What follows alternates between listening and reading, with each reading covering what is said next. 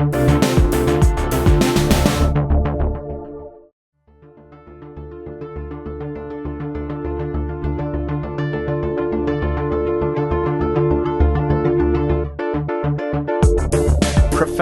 juxtaposition in the mobile space this week as Apple can't make enough iPhones to meet demand, while BlackBerry can't keep its head above water long enough to sell existing stock.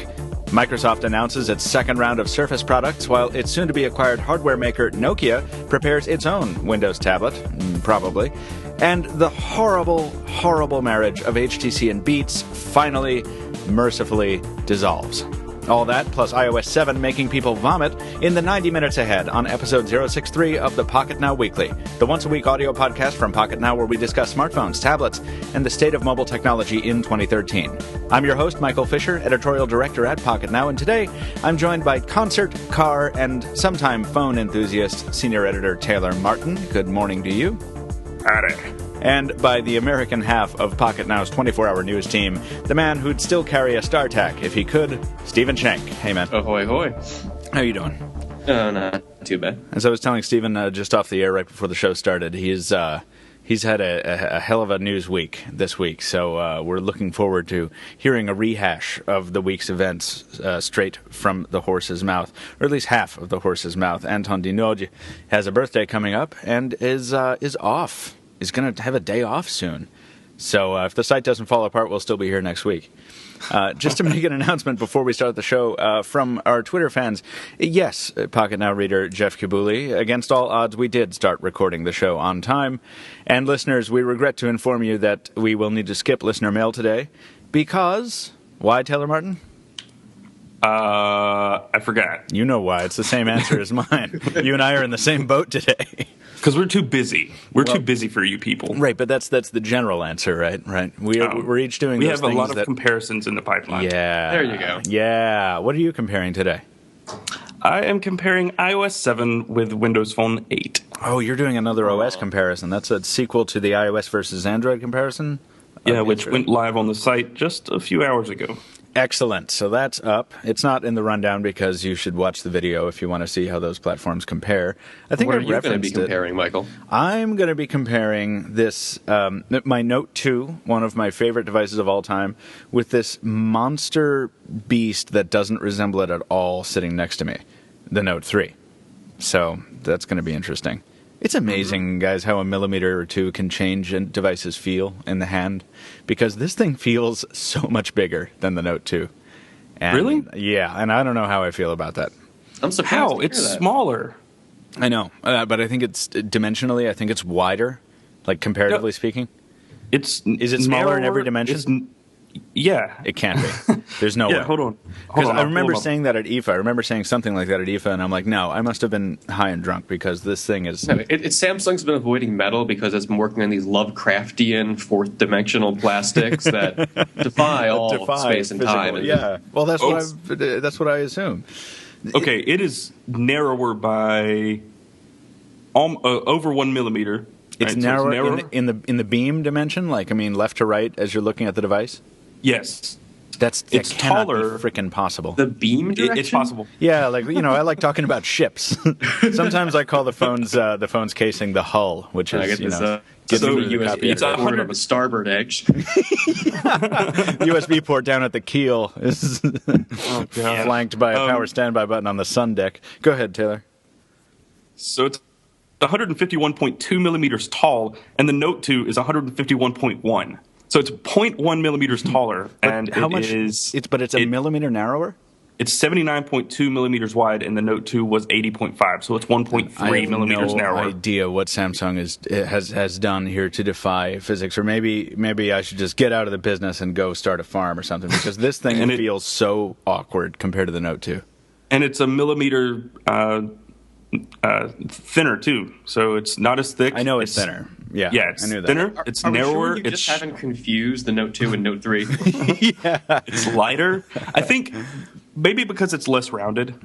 That definitely plays a part in it. I mean, this thing looks like an exploded Galaxy S2. It's that squared off. Because the Xperia Z Ultra wasn't just that it was so big. The fact that it was like a textbook, just completely square in every dimension, was made it feel a lot bigger. Yeah. Well, we're going to get into the Note 3 in a bit, and we'll pick up this thread again. But right now, I want to talk about the news, the more recent news of the day, kicking off maybe one of our last podcasts, probably one of our last podcasts with the BlackBerry topic. This depresses me because I was thinking about this as I was putting the show together. Listeners, if you haven't caught up on the news, BlackBerry has been sold, or has agreed to be sold to a capital firm called Fairfax. What is it? Financial Holdings. Fairfax Financial for $4.7 billion, which and it is currently winding down its relationship with its hardware maker, or at least that's what the hardware maker said. What was the name of that maker? That's not in the links here. Do you guys remember who makes BlackBerry's hardware? I didn't catch that. Starts with a J. Anyway, we'll look that up. John? Yeah. Does John make all the hardware? But Thanks for buying all the phones, eh? This is there's just news all over the internet about BlackBerry's. Michael, you said this depressed decline. you. Yeah, no, this depressed me. I cried when I made that video. Yeah, so we have Jabil Circuit Incorporated. Here. There you go. Thank you. And how do you pronounce that? Jabil, I guess. Jabil Circuit Incorporated. Yes. Oh, wait a minute. Is that's trading under the this? Oh, okay. I got confused because I've got that JBL power up dock. And I was like, is this JBL? Does JBL make BlackBerry? Well, it trades under that ticker symbol. Yeah. All right. Anyway, sorry. We are already derailed. I apologize. But the point is that BlackBerry is not in a good state right now. And the reason I was sad about it, Taylor, I want you to talk about it in a second, but we only established the BlackBerry category at Pocketnow less than a year ago. Prior to January, we didn't really cover BlackBerry at all. I mean, there was like the occasional random video from 2 or 3 years ago with like the storm or whatever, but we didn't have a particular coverage plan for it. And after my visit to Toronto to see the Z10 unveil, I was like, oh, we should have a BlackBerry category. So then it started, and it was nice, and it has this like purple color, and that's cool.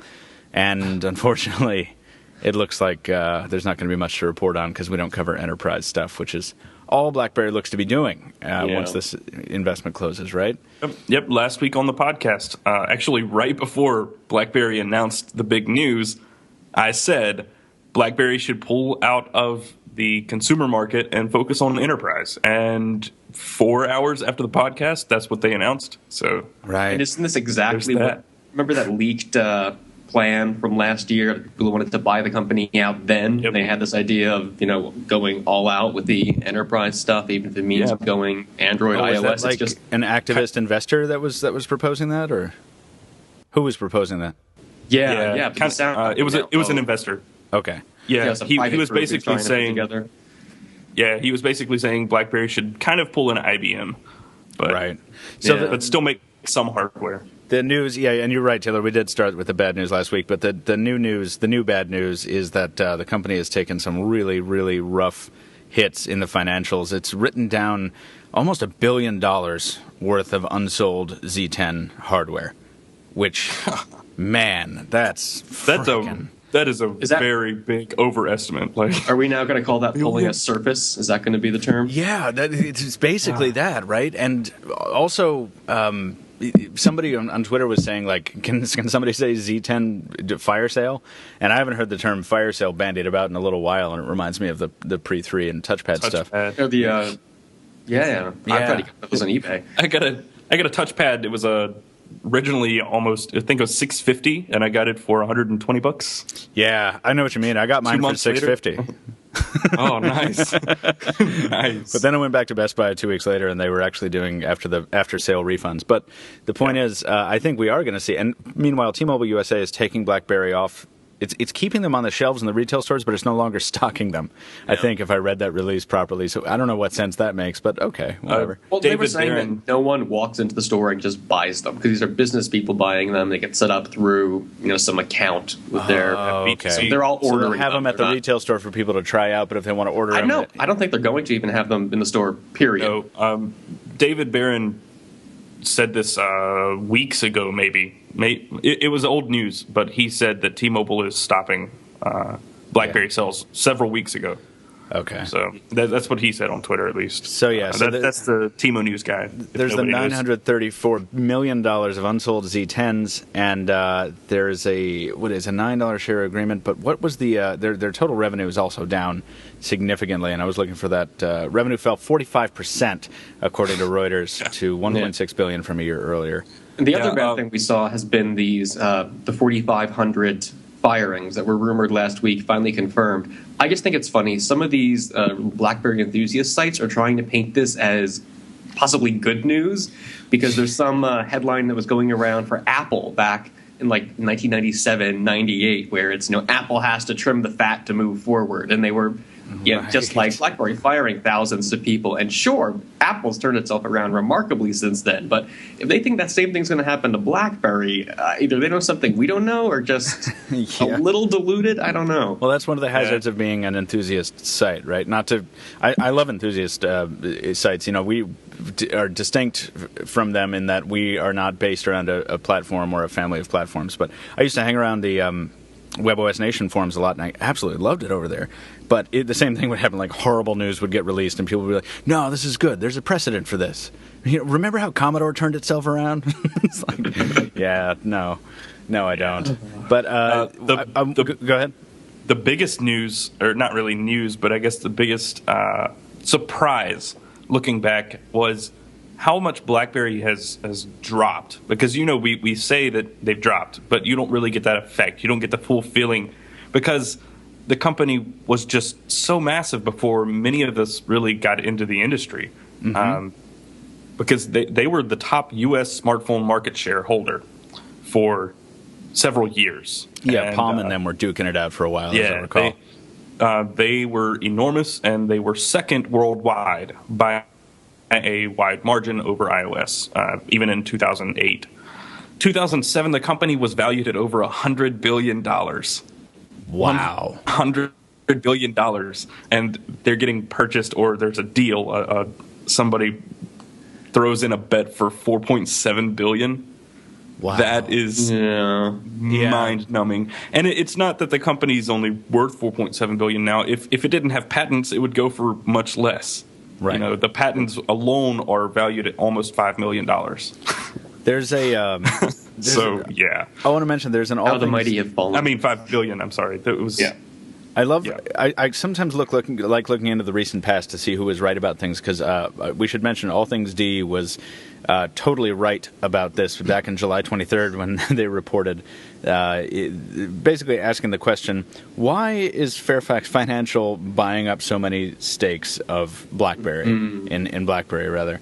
And this is, as I said, this was back in July. It had just completed a bunch of purchases. It had doubled its stake from 5.12% to 10% back in July.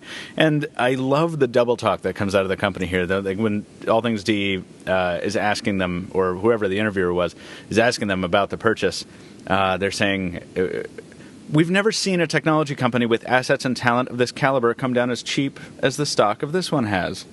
There's a worldwide following, significant capital, tremendous talent, and a singular focus on innovation, which, we're talking about BlackBerry, so LOL. Is it one of the Fairfax people? Weren't they on the BlackBerry board? I think so, yeah. I heard something about that, and they had to step down prior to these deals going through. But I don't know, maybe they were trying to get the company to pick up stock when it was cheap. Fairfax was RIM's fourth largest shareholder. Okay. And then they became the largest one before submitting the bid to buy them. But point taken, says AllThingsD, and I love this quote. Still, a cynic might look at Watts' decision to double down on RIM and wonder if he's not positioning Fairfax to make a quick buck on a potential takeover of the company. And, of course, Fairfax denied that. When any company gets this cheap, it could be taken over. But we believe this is a great Canadian company with a tremendous future. Mm-hmm. Well, we'll see. We will. Hey, more power to him or them, and good luck. Yeah. So I mean, it's been a downward spiral for 5 years. It's not to say it can't turn around, but it's pretty bleak. Yeah, and I think that. Go ahead. The patent portfolio is actually $2 to $3 billion. So the company itself is really only 1.7. That's the bid for the company. Roughly, I mean, if you take this at face value. So I'm holding a Q10 right now, and I'm struck by how much I still really like this device. And as somebody on Twitter recommended that a bunch of us fire up some old BlackBerries and start using them for a while, which I thought was a pretty cool idea. I would use the 8330 if it wasn't Altel. Well, and that's what I was going to ask you about. So I love this Q10.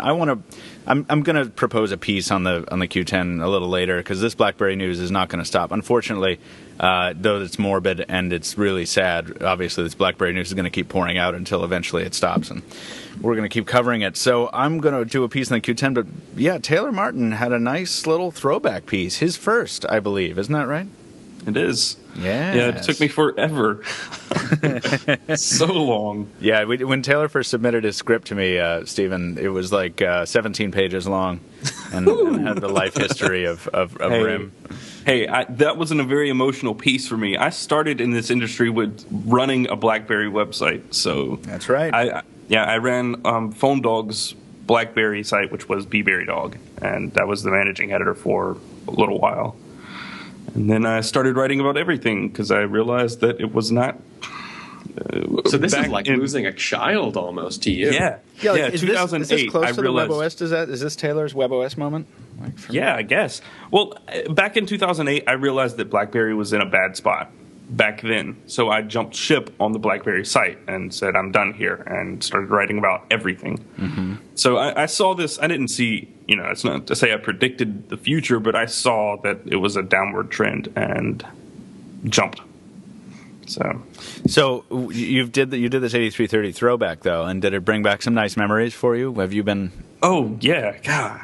All my old apps and games and themes that I built, everything was still Breaker. On there. Yeah. Freaking Meteor Crusher. That game, I played it so much in high school. Like, just sitting in class, not paying attention. I was sitting in a coffee shop the other night, and there was a couple, I assume on a first date nearby. And for some reason, as all good first dates do, the conversation got around to smartphones at one point. And these people, they could not remember if BlackBerries even had apps in the first place. Oh, yeah, that was a big... I remember BlackBerry App World was released in, 2009?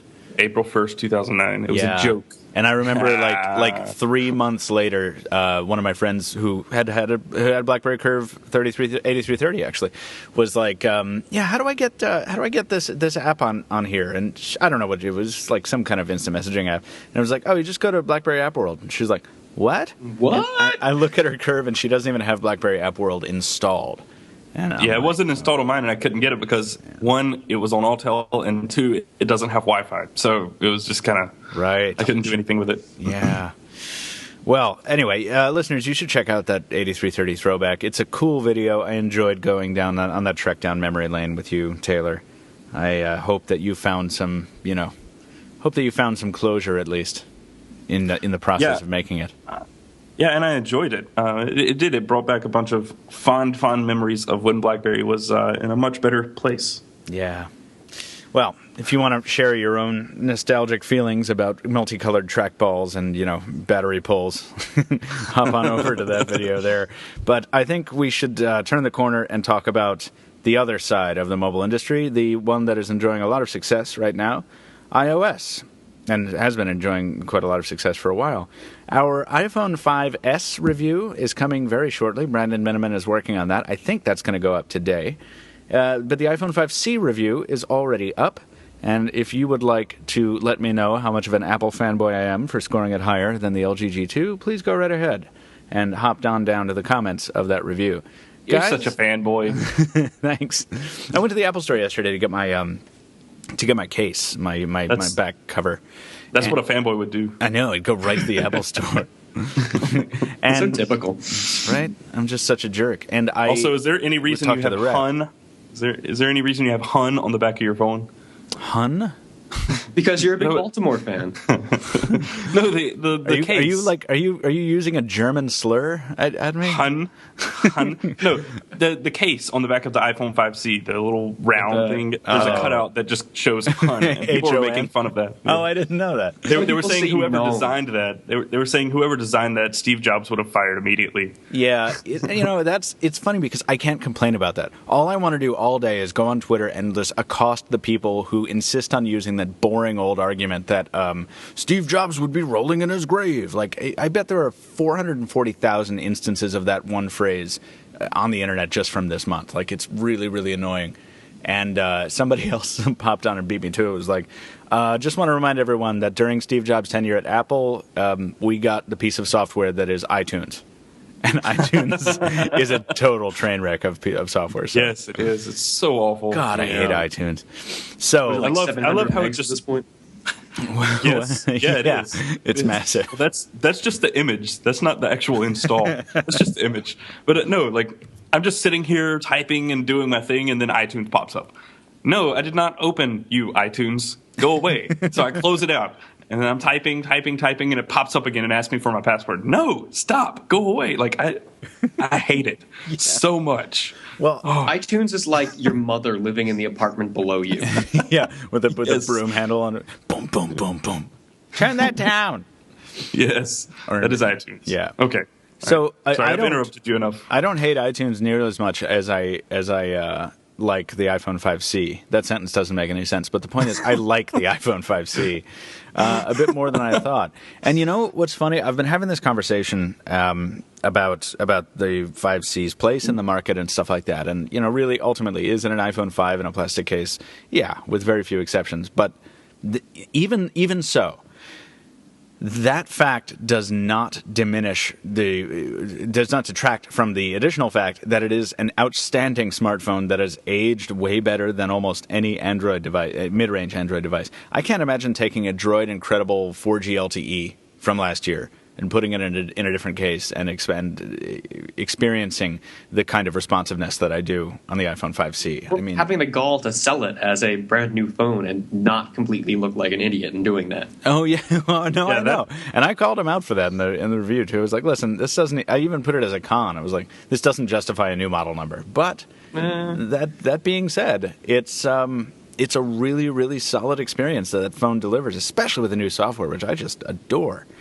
I would never carry it personally, and I wrote an editorial to that effect because it's not for me, but man, they're going to sell so many of them. The 5C, what I was trying to say before, is not selling nearly as quickly as the 5S, which we're going to get to in a second, but the 5C is available everywhere. And I was talking to the Apple rep at the store when I was getting my case. I was like, so I know you don't have any 5Ss, but is the 5C like moving? And she's like, yeah, I've seen some people around here with them. And, you know, people come in, they ask for the 5S, and then we don't have them. And some of them will buy the 5C. I sold like a dozen yesterday. I'm like, wow. What? Yeah. What? I would like a new car. Instead, I'm going to buy this used car because they don't have any more new cars. Well, if the used car comes in different colors. And, if you're just salivating to buy something. I've totally done that. I've gone to the store, like, when I was a kid, I used to go to the store, and if they didn't have, like, the Star Trek toy I wanted, but they had another one, even if I already owned the toy, I needed to go home with something. So there's a strange buying behavior at work. But the 5S shortage is very real, isn't it, Stephen? So they say. I mean, it took, I think, just minutes of the phone going up for order last week before they were pushing back the launch date to October. I think it's still October, at least it was as of yesterday, but it's got to be pushing towards the end of the month at this point. Which is that's crazy. For all. It was just the gold at first. Now it's for all the colors. And, this happens with every Apple launch, and a lot of commenters have written words to that effect. Like, yes, they always sell out, and that's always a big buzzworthy moment for them, so they can leverage that. Look at this amazing demand. But when I was in the Apple store yesterday, I was playing with a 5S, and I was using the fingerprint scanner demo, which very intelligently on every screen it says, your fingerprint will not be saved, so you're not afraid to play with it. And I hope it's true, because I used that thing about 40 million times. And it was really, really cool. But is the fingerprint sensor the reason for these delays, or is it a contributing factor? Because we reported on that, I think, like a week ago. That they couldn't make the fingerprint sensor fast enough, whatever supplier is providing this to Apple. So do we know if that's the crunch factor here? That's part of it, but I think another issue is that Apple misinterpreted the user demand, especially with the gold model, because there's no reason why the gold should be in fewer, it should be less of them going around than the other colors, and besides Apple chose to do it that way, or if there's some problem with the treatment process to get the metal that color, but that should be unrelated to any fingerprint issue. I think this is a feat for Apple, though, because when they released a white iPhone, it took them 9 months. I was just going to say, it took them forever to get a white 4 We don't understand out there. colors. Yeah. Well, they couldn't get it to match. There's white, and white. Yeah. And We're only getting the latter and not the former. But they couldn't make it match with the accessories, right? Was that what it was? The glue was not drying white; it was drying yellow, and it wouldn't turn. Like the glue was supposed to dry yellow and then turn white, and it wasn't curing correctly, and it was drying yellow and staying yellow. So I could believe that they would have a similar plating problem with the gold on this new thing. You know, this one is gold. We need just gold. Why isn't this champagne? Gold. Yeah, exactly. Should be champagne. Yeah. This space gray is a little more like outer space gray, not real space. That space gray looks good, by the way. I held one of those yesterday. I love the contrast of the black with the dark gray. I think that's the sharpest color scheme ever. Yeah. You like it better than the Black 5? I don't like the Black 5. I mean, it's not. I don't like you. Whoa. No, it's tough to photograph, especially when there's another phone in the frame. Like the black just washes out into this. That's users' big problem with their phones. I just can't take pictures off my phone. No, it's my problem. You asked my opinion. And also in real life, it's I don't like you. Yeah, Taylor, I know you and I disagree here because you like all black phones. I find them so dull. I like matte black everything. Yeah. You gonna spray paint your car with some Krylon soon? Yeah. Well, I hope that not a lot of people are waiting for the 5S because that would be a long time. I would be annoyed if, but then again, I wouldn't have any standing to be annoyed if I hadn't pre-ordered one. If you really wanted the 5S, you stayed up until 3 a.m. Or no, you couldn't pre-order it. If you really wanted the 5S, you waited in line at 4 in the morning, and if you didn't do that, then you didn't want it bad enough. Yeah, I don't understand why there was no pre-order this year. That makes no sense. They must have known that there was going to be this issue, or something. I don't know. It just doesn't make any sense. I guess would have frustrated a different quality of customer. The ones who get in early are going to get their phones, and then pre-order sell out in 5 minutes. Yeah, right. Well, I don't know. I hope it's resolved soon so people can get their hardware. One other thing that's maybe a little bit more difficult to resolve is a hilarious story because I'm not one of the affected parties. I guess if I were, I guess I would find it less funny. iOS 7 is legit making people barf. Is that correct, Stephen? So they say. There's this thread going back, I think a week or so now, about people who, after they first started downloading iOS 7, I assumed that their problems would be, I don't know how to do anything now. I don't recognize, what I'm supposed to do here. But instead, it's the transitions, the zooms, the animations that are giving people who have a tendency to motion sickness, giving them a little bit of nausea. And they're getting really upset about this. And you can tone down some of the motion stuff, like that parallax effect, but you can't turn it all off. And especially because it's kind of random. Now, it's not going to look the same if you're opening a folder on different parts of the screen. It's people say that their brain can't predict what's going to happen, so it's a greater disorientating effect. But they're really upset about this. Craziest thing I've ever heard. I mean, I've heard of 3G. I've heard of 3D phone screens giving people eyeball problems and headaches and stuff, and that makes a little sense to me. But what? My brain can't process two functions happening at once, and it makes me sick. And I get it. My initial impulse is to laugh because this is an absurd story. But it is. Look, all right. If you get very easily sick, then I understand how this could happen, right? But I don't know. What were you going to say, Stephen? I remember playing old school first person Doom-like games, and it got to a point in the mid '90s where the games were simple enough and the computer hardware was improving fast enough that the frame rates are really, really high. So you just have this smooth. You're kind of streaming through these tunnels, and especially the games that had that sort of walking bounce effect to them. I would get a little, sick to my stomach after Dark Forces. 20 minutes of that. I wouldn't know what's going on. Right. So I get it. I get how that can translate to, parallax stuff and folder opens and closes. Yeah. I guess, but I don't know. I'm trying to retain my ability to empathize here. I cannot get the picture out of my head of somebody using an iPhone and it's just suddenly a column of vomit erupts from their mouth. This is like a South Park or Family Guy episode. Mia Farrow just tweeted, "You will regret switching to iOS 7." Really? Is she talking? Is she sharing vomit stories as well? No. But yeah, there's a lot of back and forth over it. And I never would have said this before iOS 7, but I definitively said that in the comparison yesterday, I said that Android actually looks better.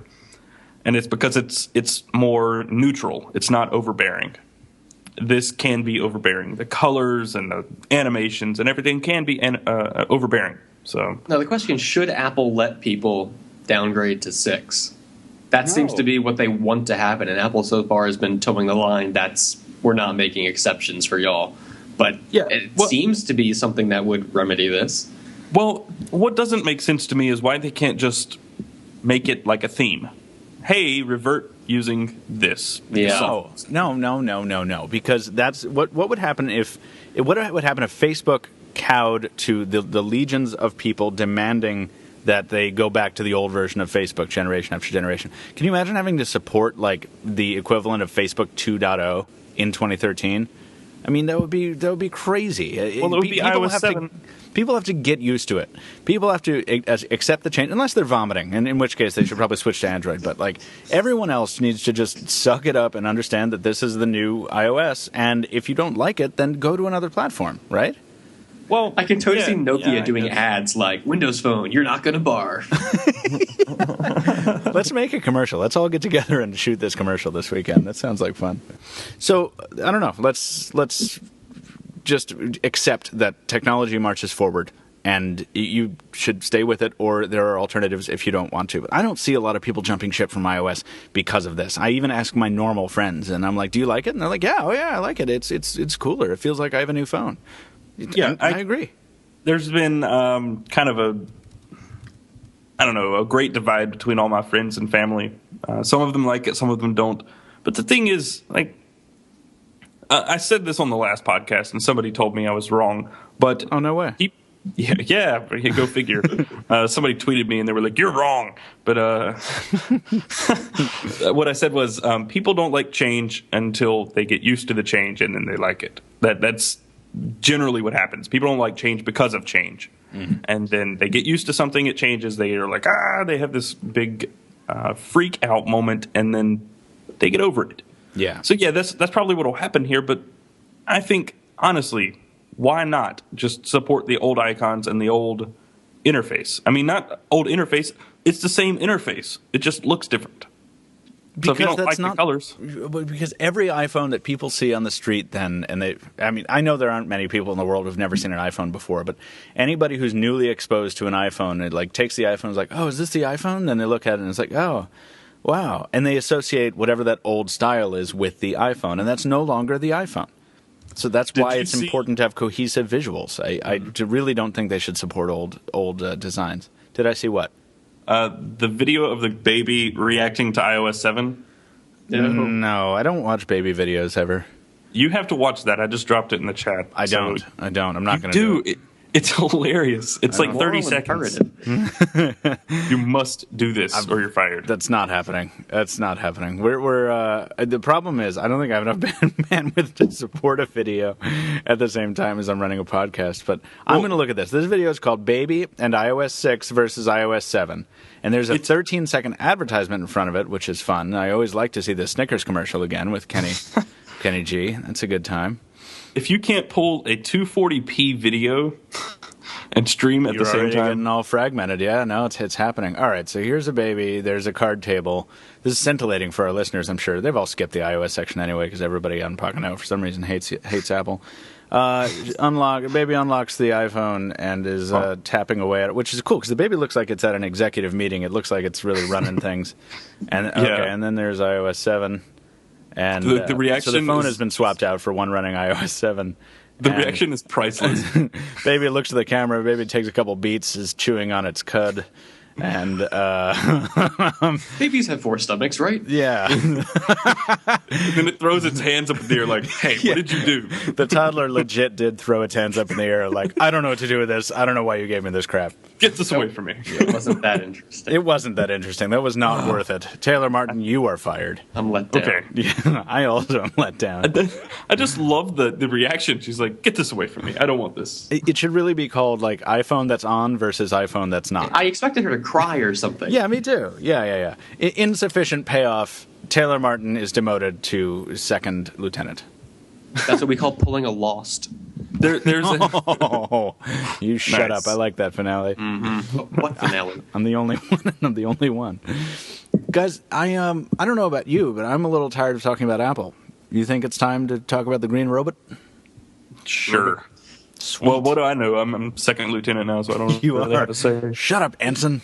Listen, this Note 3 next to me, which we talked about somewhat longer at the top of the show than I wanted to, got taken out of its box the other day by me, and the home button is already all scratched up. Go watch my unboxing. But I've already managed to scratch up the home button somehow, which is annoying. Yeah, thanks, man.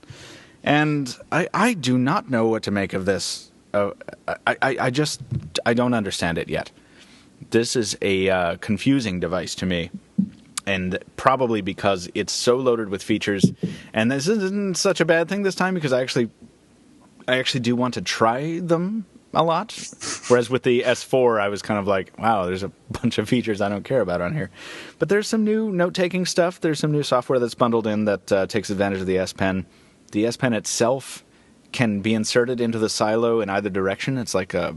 What? Yeah, so it's like a lightning connector. It's like it doesn't matter which direction it goes in, which is cool. That's pretty neat. So you could actually put the S Pen in the phone and then use it on like your Galaxy Tab or Note tablet and use the whole phone. No. Sorry. So like the old Note, you know how you can only put in the S Pen facing one direction. So not the point. You can't, okay. you can't like stick it in no like sense. the tip is sticking out the bottom. No, you can't do that. So it's just the same shape all the way around. So it's Exactly. I Exactly misinterpreted right, that as well. But that's good Yeah, I'm because, like, cool. I mean, how many Why times... would they have it with the tip pointing?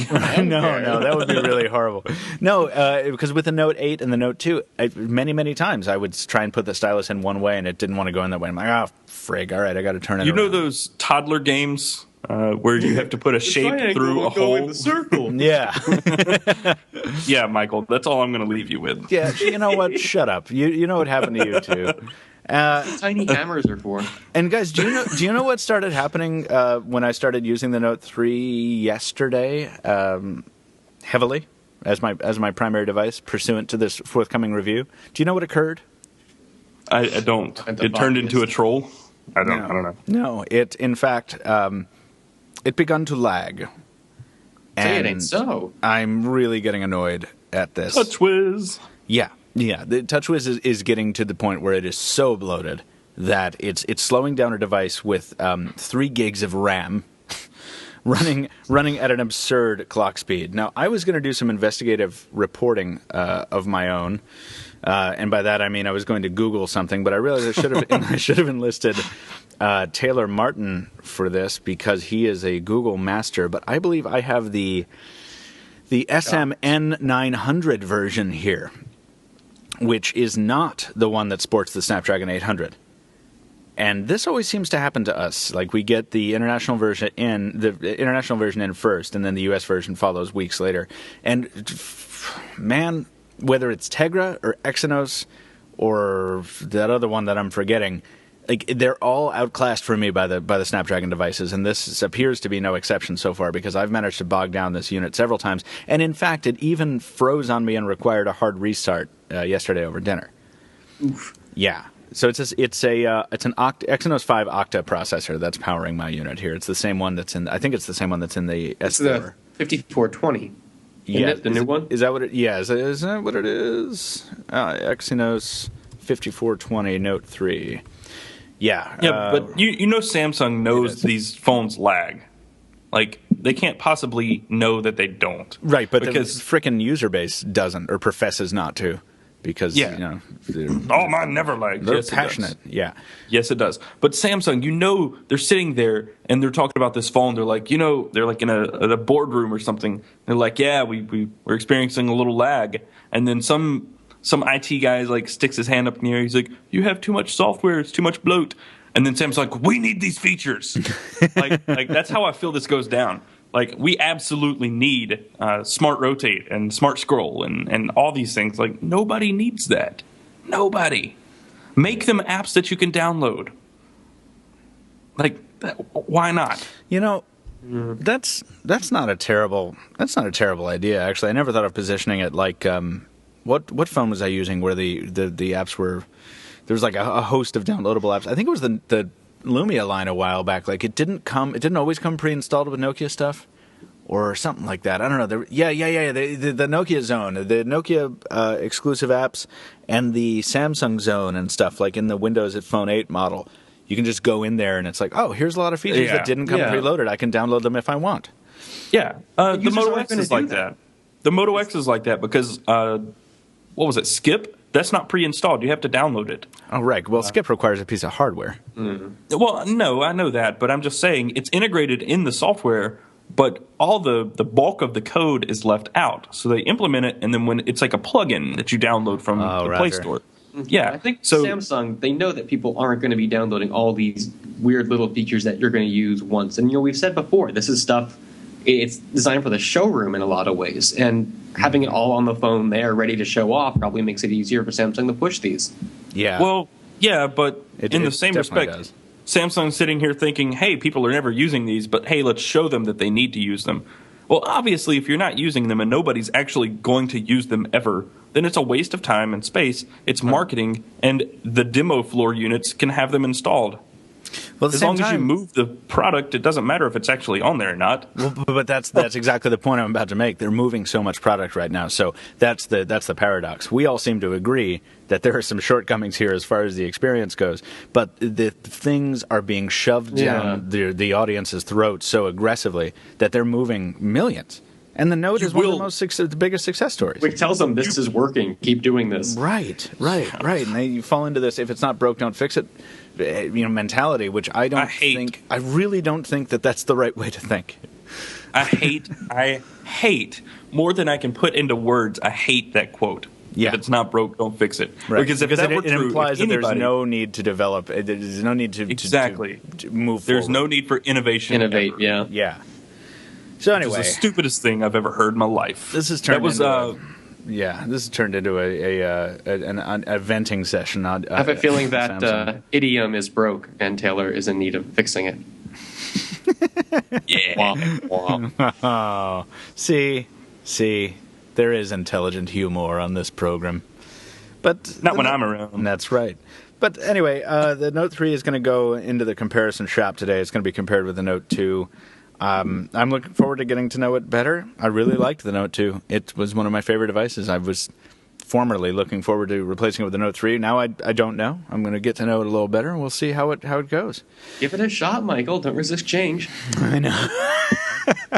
And everyone's like, well, how's the screen? Well, the screen's beautiful. It's 1080p, and, it's big. But the phone, I swear it's bigger. The phone feels bigger. You hold this thing next to the Note 2, you're going to say the same thing. It feels more cumbersome. This thing has almost fallen out of my hands so many times. Maybe your hands are shrinking. That could be. I am getting smaller in my old age. I'm just starting to stoop over. I'm starting to wear glasses. Senility is working on you. Getting a nice hunch. Yep. Hump as well. So hunchback, quad chin. Yes. It might be because it's thinner. It might be because it is slimmer. It is more difficult to hold. We'll have to see. But that doesn't mean it makes it feel bigger. You don't know, Taylor. You're not inside my hands. Very disorientated. The thing is harder to hold, so it must be bigger. Go away. Leave the show. Samsung has done something interesting with the Note 3 and a couple other devices recently that's got a lot of people up in arms. And I'm going to tell you guys, I sent you the podcast rundown 45 minutes before we started recording, and then I used 26 of those minutes trying to understand this issue, and I do not get it. Samsung is region locking some of these devices so that apparently, on first activation, if you use a SIM that is not appropriate for the geographic area of the globe that you are in, the phone will fail to activate. So what you have to do is use a SIM for the sticker on the side of my box was, this is for the North American market only, or the American market only. So it'll only work with those carriers. So you have to do that first, and then you can take your phone to any other country and pop a SIM in if you want. As long as you initially activate it in the country it was designed or shipped to. Is that right?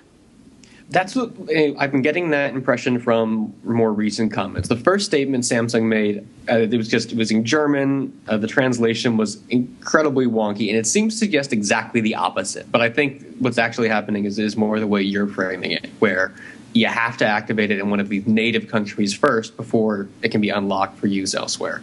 Yeah, and this is unprecedented because it seems like a region instead of just carrier specific.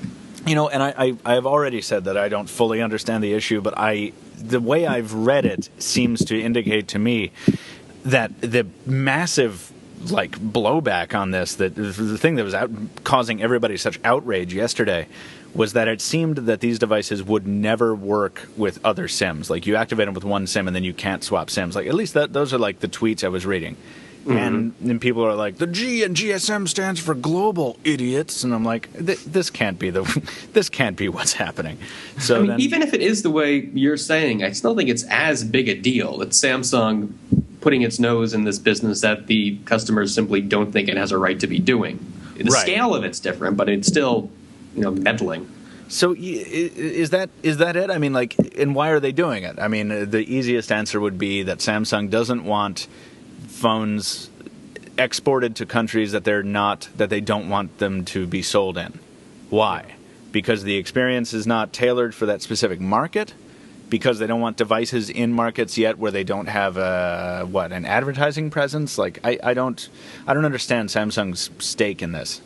It could be a governmental thing, like a legal matter. Now, Samsung did say to a Twitter user, there's an update on this story from NDTV, where Samsung Germany apparently told this Twitter user, Jan Ohl, that the region lock is there to prevent cheap imports. So there that is.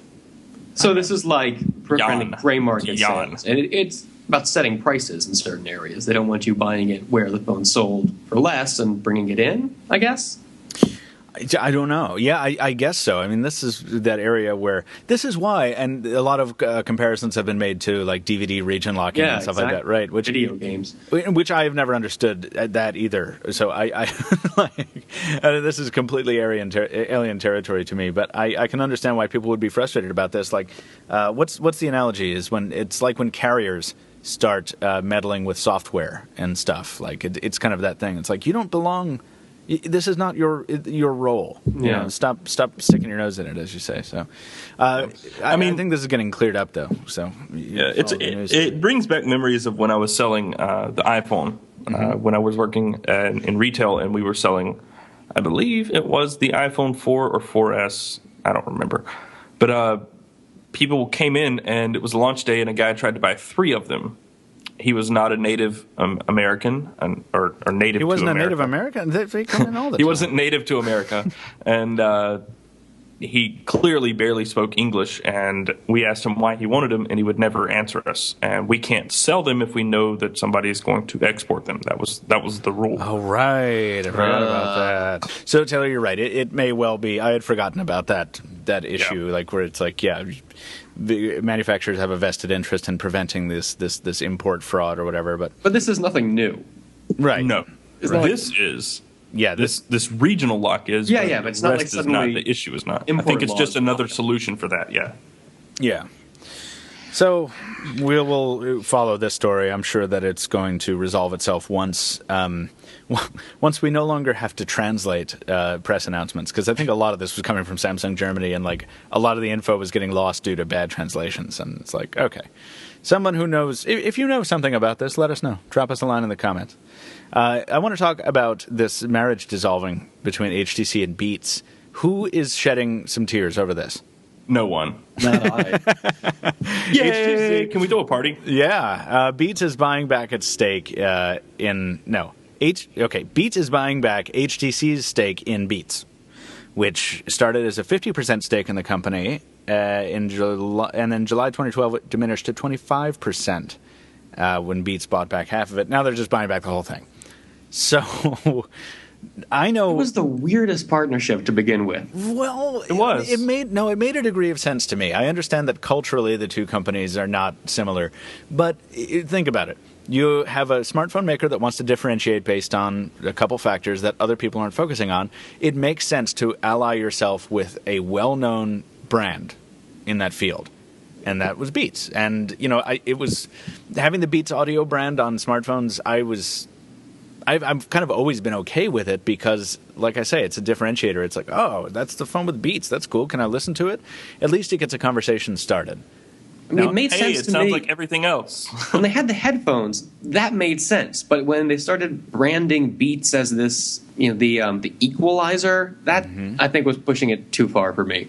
Well, that's not the problem, right? I mean, because the experience that was delivered ultimately wasn't terribly good. Now, listen, though, we're quick to jump on Beats as being this crappy thing. It's like it's just an EQ setting.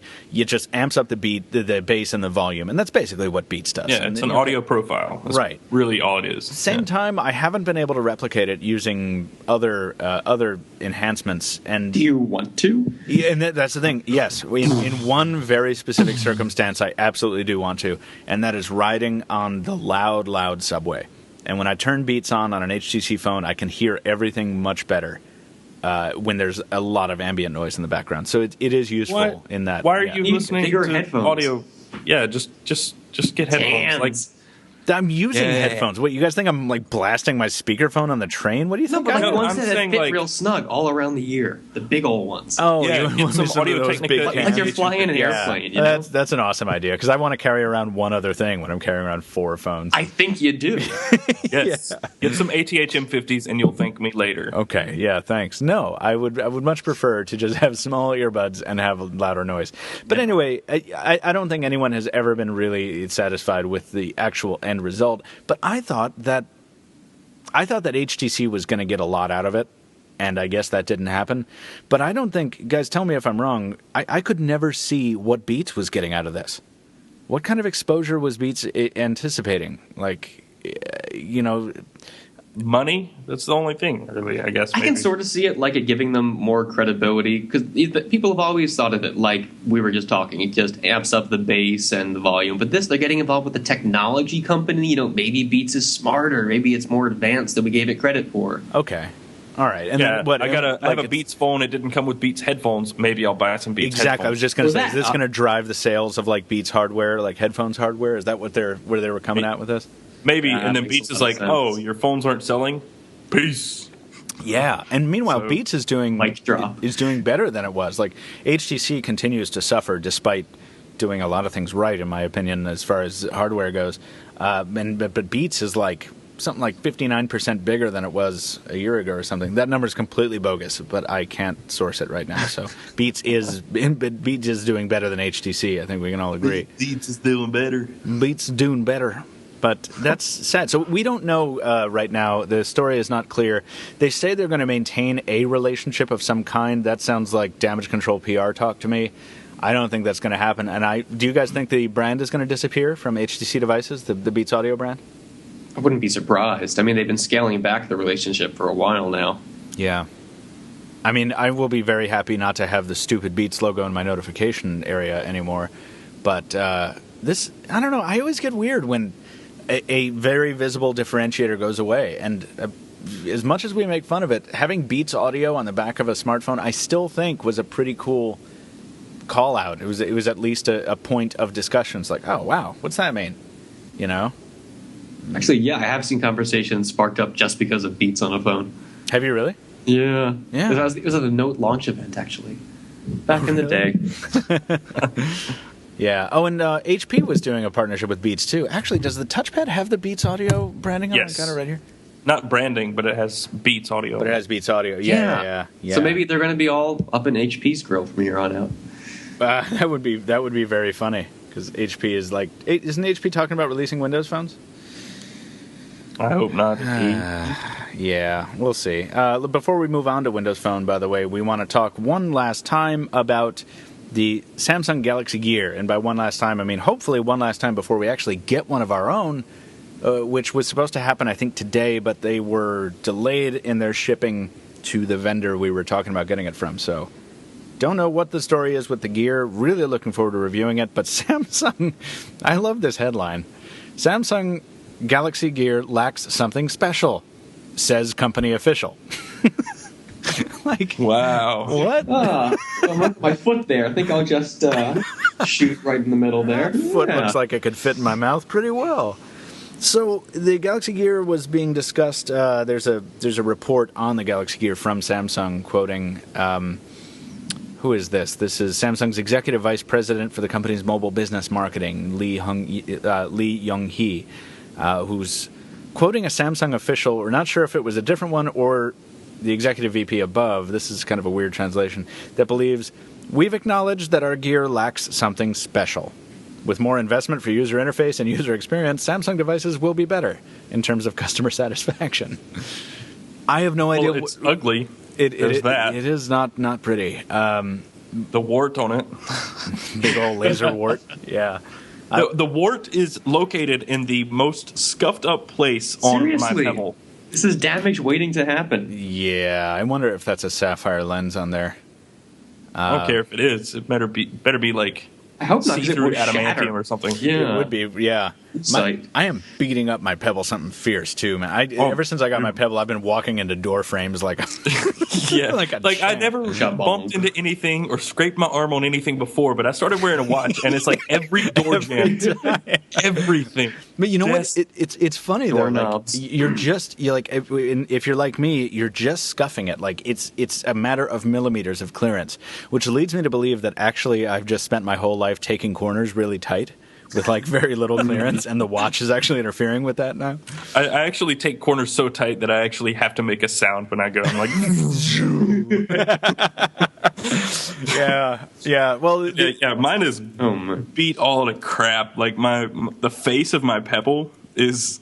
You have to like, yeah. Well, and the you Pebble, have to angle it to see through the scratches to see the time. And the Pebble takes that beating like a champ. Like, I mean, my Pebble's been great, but so I wonder how the Gear is going to do. I like that it's made of. Now, I held this thing at IFA, and I don't think I either didn't ask the question. I did ask the question. I think it is stainless steel.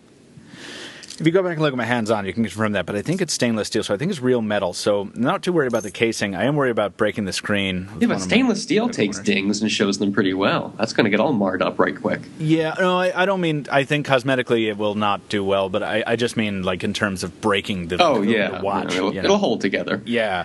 So I'm very excited. Did you guys watch Inspector Gadget as kids? Yes, I did. No, I wasn't a healthy young child. Is there sarcasm there, Stephen? I can't tell. Of course I was Inspector. Well, do you remember Penny's computer watch?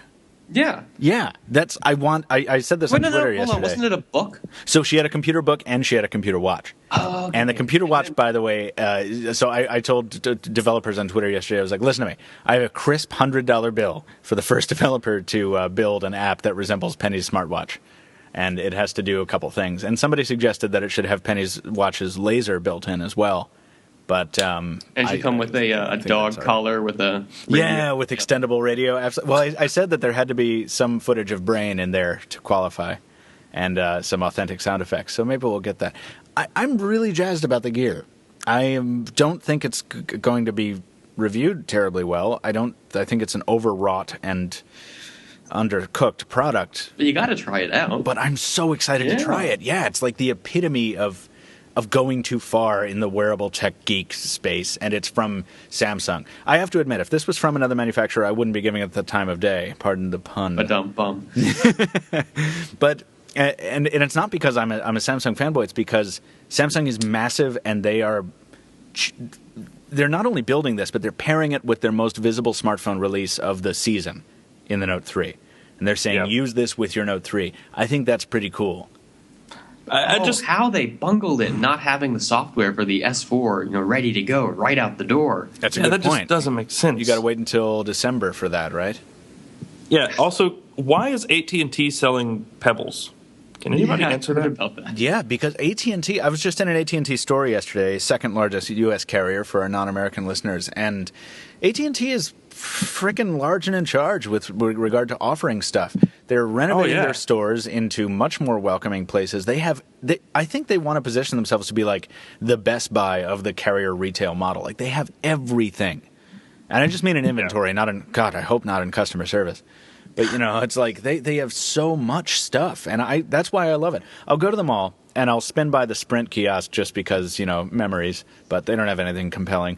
And I'll go to the Verizon one, and I'm like, okay, you guys have got some interesting stuff. And then T-Mobile's always fun to go in for the novelty and the uncarrier stuff and the Windows phones.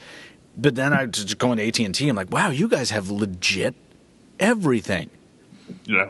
Look at how many new devices AT&T gets to Verizon, which is much larger. Absolutely. Or somewhat larger. I mean, it's Verizon's gotten 4 or 5 new phones in the past couple of months. AT&T's gotten like 9, 10. The Verizon gets aren't the ones everyone wants. There's no like the Droid Razr. Yeah. And here's Droid the thing, Ultra. guys, like I used to have a very different perception of AT&T before I moved to Boston because they didn't perform well where I used to live. And in Boston, they really, really perform better than Verizon. They outperform Verizon pretty much everywhere. But that's not interesting, and everyone's already tuning out because they don't care about American carriers, apparently, in our audience. However, the cool thing about this from a business perspective is AT&T had the iPhone exclusivity, and they had locked it down for like 5 years or something. It turned out to be 4 years, whatever. Finally, Verizon gets the iPhone for it, and that exclusivity is broken, and the iPhone is like escaping the clutches of AT&T. And the company took that lesson. They saw that coming, and they actively worked to get other exclusives. So they were the biggest Windows Phone 7 launch partner. They turned that into a very visible Windows Phone 8 partnership, which has had its ups and downs that we've talked about, but at least they're very visible in that space. And they decided to carry as many Android phones as they could, even while they still had that iPhone exclusivity. So this is a really good example of forward-looking strategy, I think, from a U.S. carrier. So that's why AT&T is selling the Pebble, Taylor, because they want to have everything. They're expanding. Which is cool. I think it's cool. Engadget just ran a headline: Apple photo patent declared invalid as it had already been shown by Apple. So they applied for a patent that they already had. What? Well, yeah. I think that sends a nice message that we're through with the Android category. So we're already jumping to other stuff. Before we go, the Galaxy Gear, I'm wondering if that comment about it not being special means anything about what we've heard that Samsung really wants to get this Galaxy Gear 2 out the door like early next year. And it's just waiting for a little feedback on the first one before announcing it at CES or something. So what do you think? They're going to dump the Galaxy Gear on the market and then like 4 months later do a Galaxy Gear 2? That's what the rumor was saying, and it seemed ridiculous. But now if they really feel that this first one's not special, it might make sense. That's why you kind of pick the market, release a prototype to a couple journalists or something, and then actually work on the next product. Not just, hey, here's a phone or here's a smartwatch, and then 3 months later, here's another one. Like, nobody wants that. That's going to make a lot of people upset. Like Galaxy Glass or something. You take your time, you recruit a tester. Mm-hmm. Galaxy Glass, Google Glass. No, well, Galaxy Glass is going to be hilarious when that gets released in a month and a half. Look, it's just like the Google Glass, except it's got a bunch of gesture-controlled stuff. Wait, and it's not glasses; it's a headband. You shake your head rapidly back and forth to make a phone. Oh, what's the Star Wars guy, Lobo? Oh, wait, the Cloud City guy. Oh, yeah, with the thing around the back of his head. Yeah, attaches directly to your occipital lobe. Yeah, convulse to close. You gotta shake. Convulse to close would be an awesome feature. Listen, I should patent these things. I think convulse to close, cross your eyes to zoom. Oh, right. I think that it would be very smart of Samsung to skip the Galaxy Gear and go right to the Galaxy Gear 2 for the reasons you've already stated, Stephen. But I got to say, selfishly, if that happens, I'm going to be really mad, and I'm going to be like beating Samsung's door down. I'm like, give me one of those first ones. I got to try it out. I'll be real mad. Let's move on to Windows. Microsoft has announced the Surface 2 and the Surface Pro 2.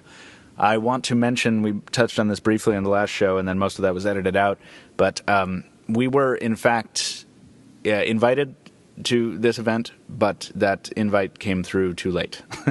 There was some serious confusion on the communication side. So for people wondering why we were not there, what happened was we didn't get the invite until after the event was done. And then we got a follow. Curiously, before that, though, we got a follow-up email like 2 days later after this event we didn't go to, titled, "How did you like the Surface event?" I'm like, okay. Funny you mentioned that. Yeah. So, but fortunately, so it was very nice to be invited. Next time we'll get invited before we can be there. But the Surface and Surface Pro 2. What do we think about this, guys? Steven has a nice write-up. What are your thoughts? Surface Pro 2 sounds great. It's a Surface 2 I'm worried about. So what does the Surface 2 run? Is it Windows RT again? Is it the last Windows RT product, maybe? 8.1 Windows RT. No, I think they're sticking with RT for the long They're just haul. dropping the moniker on the hardware, which is good. Which is good, yeah, because I it's think kind of confusing. Yeah, it's kind of confusing, and I think it's less ambiguous to consumers, but then they're going to realize after they buy it that it doesn't run everything they want it to run. You know what I mean? I think if the sales guys do a good enough job at describing the difference, it'll be okay. And most people are associated already with this thing of like, here's product pro. I don't think that's a new model that people are going to have to get used to. I think it'll be all right. What about this music thing they introduced? Yeah. The alternate keyboard cover? That came out of nowhere. So first of all, the existing touch cover has been slimmed by something like, half a millimeter? And also a backlight has been installed, which I think is really awesome. The touch cover was like one of those things that I really loved about the first Surface. It works horribly. I couldn't use it, no. No, I can't use it either. It's horrible to type on, but it's so good looking that I don't know, I'm so shallow. But now they've thrown a backlight in it. Not only have done that, made it slimmer, but they've also boosted the sensor count. Like the first touch cover had 80 sensors, so I guess one sensor per key. Which made sense. Right, but this one has 1,000 touch sensors. So, essentially, the entire surface of the cover is a touch sensor. So you will not miss as many keystrokes. Is the message I'm taking from this. But then there's this alternate touch cover that you can buy if you're Steven, a DJ? I guess. It's got the sliders, it's got controls for your sequencer. I want to buy one just because I'm not a DJ, but it looks like a transporter control console. Yeah, it's cool. It's just such a weird specific usage for I assume it's going to be expensive. They haven't announced the price, but this has got to be $80, $90, $100. Right. It's weird. I feel like Microsoft's trying really, really hard to make themselves seem like Apple. Like, oh no, it's going to be like GarageBand. You're going to plug it into your music equipment. It's functional. It's not just a toy. Right. And it's functional in this niche space, but that space is also perceived as cool. Like they had a guy, the DJ from Linkin Park, talking about this thing on a video. Oh, right. Linkin Park has a DJ. Right. So anyway, there's that. I think that's really weird. But what's the deal on the hardware of the Surface 2? What's been boosted here? So we got the storage 1080p screen. 1080p screen. Well, it had 1080p before, didn't it? The Surface Pro. No. The Surface RT was 13 by 7 something. 7 something. Yeah. No. Are you talking about the Surface 2 or Surface Pro? I'm talking about the Surface 2. I don't want to talk about the Pro yet. Yeah. So the real Surface 2, or the actual there's an adjustable kickstand on the Surface 2. Is that right? Yeah, both of them have the two-way kickstand. Okay. Yeah, so you have a 20-degree and 40-degree angle. Which is cool, because that was one of the primary complaints about the first Surface. Is it only stands up at this one angle. So it still won't sit on your lap right, but, apparently that's not something we need to talk about. Have a flatter lap, dude. No, I think it was TechCrunch. I was reading Daniel's piece, and he said that it actually works in your lap now, the 40-degree angle. Yeah, whatever. There's two. We'll see. Not that I'm saying whatever to TechCrunch's report, but it's I'm trying to envision this thing in my lap with two long, narrow points of contact going horizontally, and I remember how that feels with the first Surface. I don't know, whatever. We'll give it a shot. I am not hopeful about it, but I still love that kickstand so hard that I think it'll be all right. I love it so hard. I love it so hard. It has a Tegra 4 chip, which is extremely powerful, as I experienced myself with the NVIDIA Shield. Mm-hmm. It's a 1.7 gigahertz quad-core Tegra 4. What else? Same storage capacity, but it has double the RAM. So it went from 2 to 4 gigs of RAM, but still 32 or 64 gigabytes of storage. All right. 20% increase or 25% increase in battery life. The display is the resolution's boosted with better color reproduction and angles, so viewing angles, I believe. Mm-hmm. And USB 3.0, Bluetooth 4.0, and possibly LTE, or no, definitely LTE in the future. Maybe. They said LTE is coming. It might not be. There's a theory going around we're only going to get the Surface Mini in LTE. I don't know if there'll be any truth to that, but. And then the Surface Pro has kind of similarly interesting but also iterative improvements. We have, what is this, a 75% extension of battery life, which is pretty awesome because the first run of the Pro kind of suffered in that area because it was running so powerful. 50% improvement in graphics performance. Haswell? Yeah, it's got an i5 Haswell at 1.6 gigahertz. Okay. Up to 512 gigabytes of storage. So 64, 128, 256, and 512 of, I guess, flash storage. Yeah, that's pretty big. The first two, so 64 and 128, come with 4 gigs of RAM. The last two, 256 and 512, come with 8 gigs. I think that's really interesting and sort of speaks to how we're getting this convergence between tablets and laptops. I can't remember a tablet or a phone that's given users a choice of multiple RAM configurations before. No. And I'm sorry, what are those RAM choices again? 2 gigs? 4 or 8. 4 or 8, okay. Then that's cool, and that's exactly what Microsoft is doing with the Surface Pro, right? So it makes sense that they would offer that. I think that's a pretty cool first. They've also got a docking station that they're bringing along with USB 3.0 port and mini display port and Ethernet, and then plenty of regular old USB ports. That's pretty cool. So the Pro looks to be that thing, but I don't know. I didn't use the Pro as long as our friend Adam Lane did, and he loves his Pro. And my friend, I was just having dinner with my friend Chris last night. His mother apparently has a Surface Pro, and I'm like, "What does she do?" And he's like, "Well, she's a housewife." I'm like, "What?" So she needed a $900 tablet. Yeah, it's like, what are you talking about? So, but apparently, it's a lovable product. I just don't understand, like, what drives you to do that? If you have all these Windows 8 laptops out there, these notebooks with touchscreens and stuff, and they are presumably a little easier to use. You don't have to detach components, buy special accessories for ports and things like that. So, and we're not too far apart in price here when you start talking about the Surface Pro with all these optional add-ons. So why are people going to buy the Surface Pro? I mean, besides people who want to, you need to like illustrate on the screen and stuff and use it as a software flexibility. I mean, the full-on Windows 8. The ability to drop the keyboard off. That's it, really. Okay. I mean, I've been contemplating the Yoga by, I guess it's Lenovo. Yeah. But it's just too big. It's really cool. It's too big. It's too expensive. But this thing, I'm just saying, I don't use Windows. I don't really like Windows all that much. Just at least not Windows 8. Mm-hmm. 256 gigabytes with the keyboard, the touch cover. Or type cover, whichever, I don't know what it is, touch cover. I could see myself using that. Like, that would be helpful for events because it's got enough horsepower to video edit. It's got enough RAM. It's got enough. It's got an i5 Haswell. So why wouldn't that be a little more logical than my MacBook Pro, which is enormous and heavy if you're running around like CES?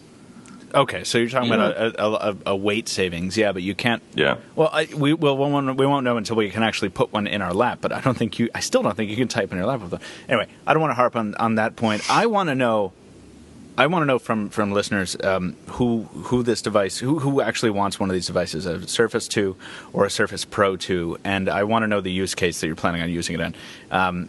I can't promise that I'm like building a piece on this or anything. I'm just actually legitimately curious because this seems like something that would have spoken to me in college, where I'm running around campus all day, right?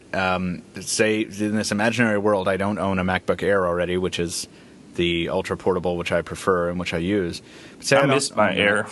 I miss my Air. Oh, because you're using a Pro. I sold my Pro sold my Air to get the Pro. So the thing is though, like. I want to know what the price gulf is. Michael, breathe. In my head, and then you've got the Air 11 too. So anyway, there's a lot going on here. I want to know why people are excited about the Surface 2, and there are events going on in Microsoft stores around the country right now, or they will be kicking off shortly, where you can get a hands-on special preview of the Surface 2 and the Surface Pro 2, and that's going to be pretty cool, from what I understand.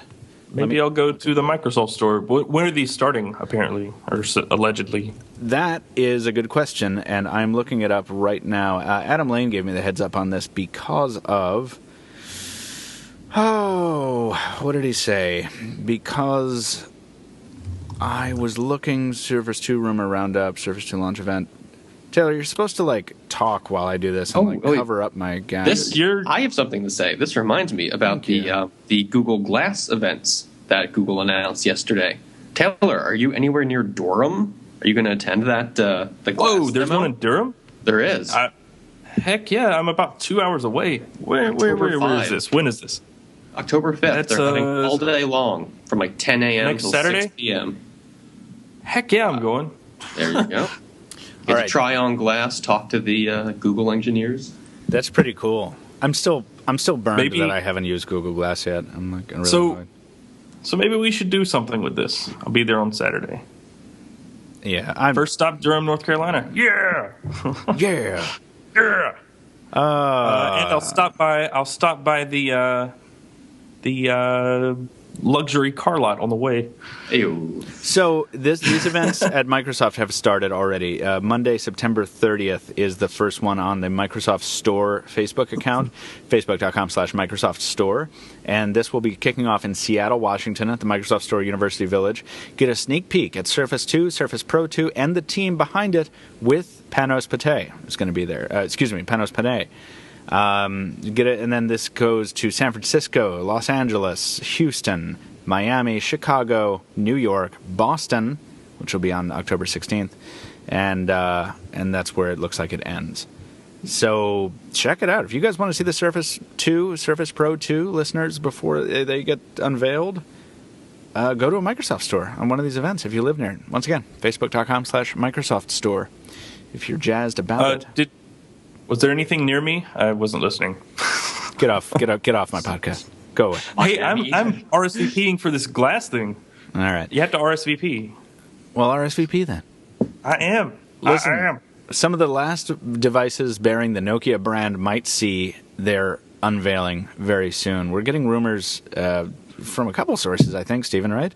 That Nokia is going to have a half dozen models to announce at this October event, Nokia World.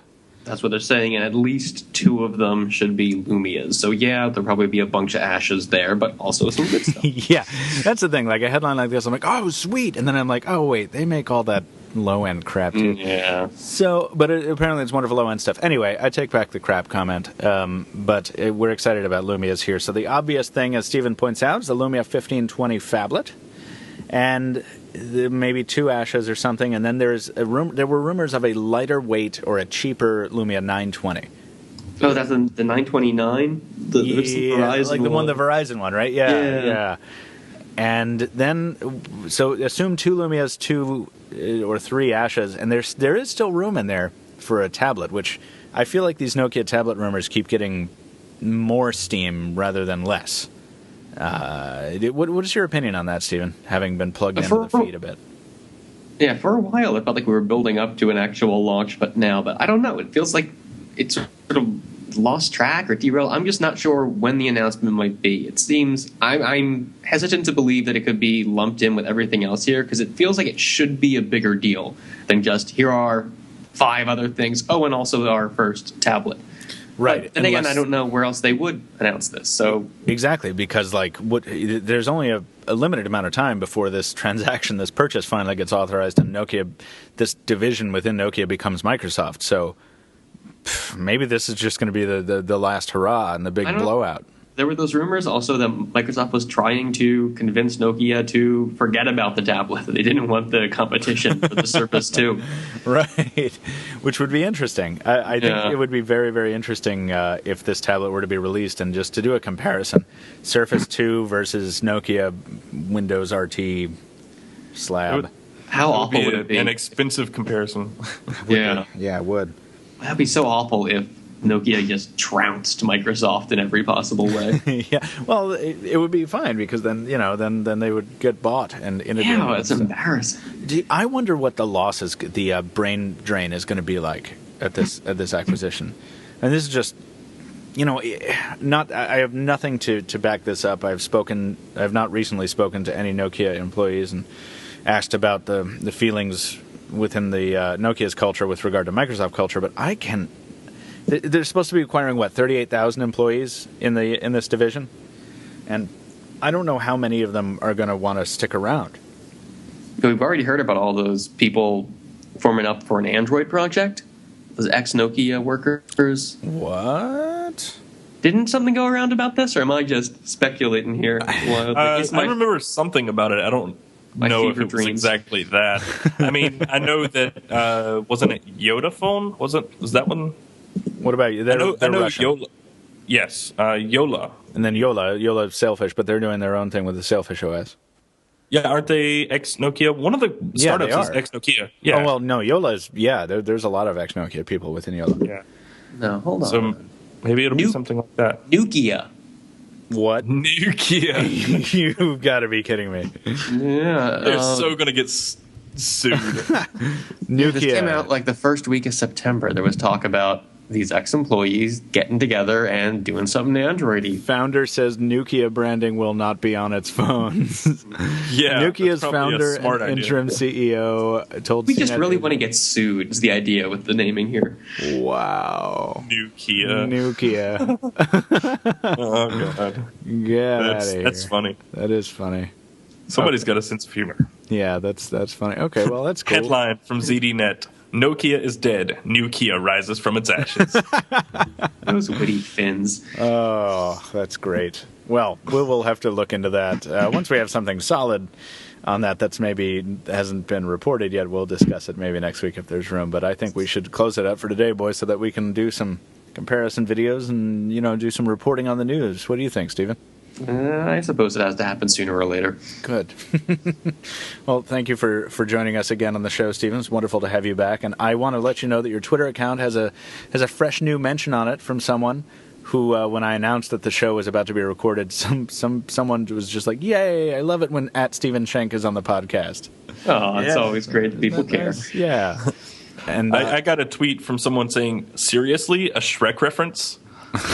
I called the iPhone an ogre or a parfait because I said it had layers. It's dimensional. Yeah. And Taylor, you received some love as well on my. Somebody was busy hating on my iPhone review because I said it was good, and they were like, "This is why I only listen to the podcast when Taylor Martin's on." I was like, okay. So, I don't know what that means, but me awesome, either. thanks. Me either. You have a Fans, fan. yeah. You have a fan.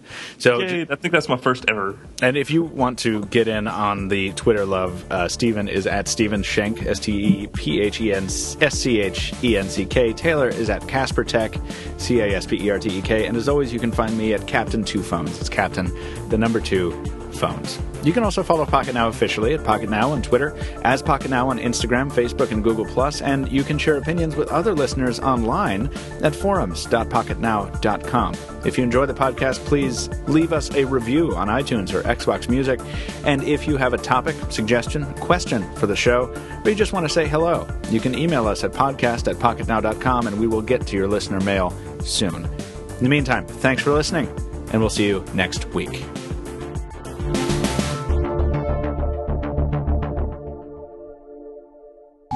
Call recorder's active. The script is up. Stephen's lung is falling out. Can we start the podcast with this? Fade into my consumption acting up. Call recorder is live. Watch out for that cholera, bro. All right. Here we go. Evernote's up, and a bunch of outline shit. All right. No cursing. No more cursing. Everybody behave. High energy fun show. Get it all out now. Okay. Everybody ready? Yes. Yeah. Great. 3, 2,